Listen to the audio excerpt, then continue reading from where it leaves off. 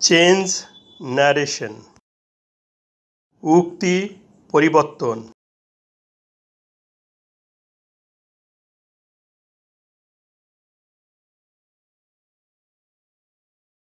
এখন direct স্পিচকে indirect স্পিচে রূপান্তর করব।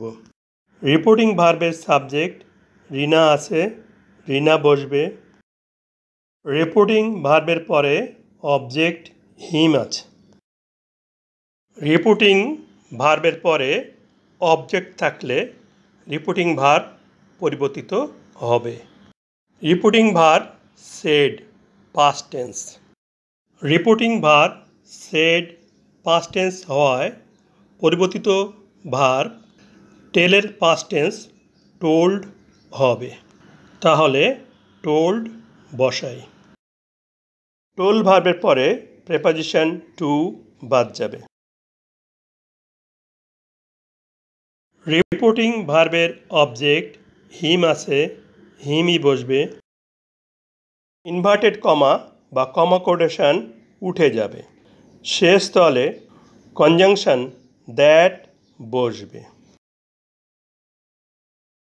রিপোর্টেড স্পিচটি হচ্ছে I shall help you.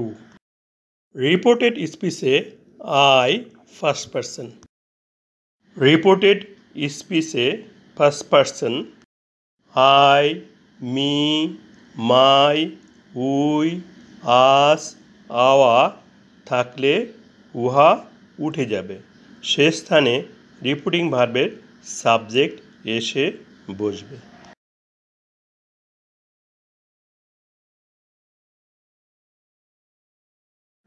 I first person.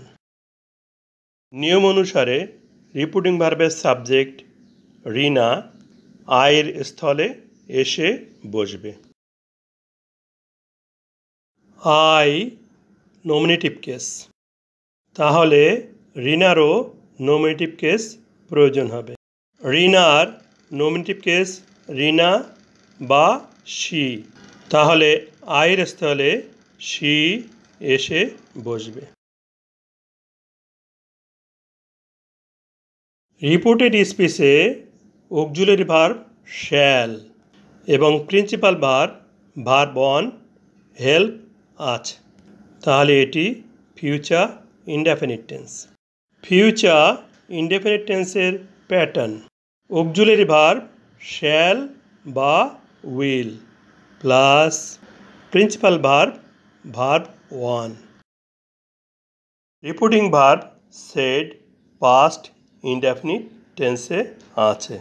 Reporting verb past indefinite tense হওয়ায় রিপোর্টেড স্পিচের ফিউচার ইনডেফিনিট টেন্স পরিবর্তিত হয়ে ফিউচার পাস্ট হবে। শ্যাল উইলের ফর্মগুলো দেখে নেই।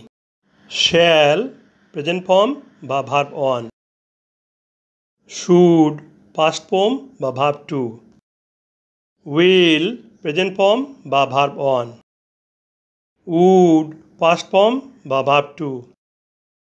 Reporting verb said past tense হওয়ায় সাবজেক্ট সি এর সাথে উইলের পাস্ট টেন্স উড বসবে। প্রিন্সিপাল ভার্ব হেল্প হেল্পই বসবে। এরপর রিপোর্টিং স্পিচে ইউ আছে সেকেন্ড পারসন। রিপোর্টেড স্পিচে সেকেন্ড পারসন ইউ, ইউ অর্থ তোমাকে, ইও থাকলে উহা উঠে যাবে বা বাদ যাবে। সে স্থানে রিপোর্টিং ভার্বের অবজেক্ট এসে বসবে।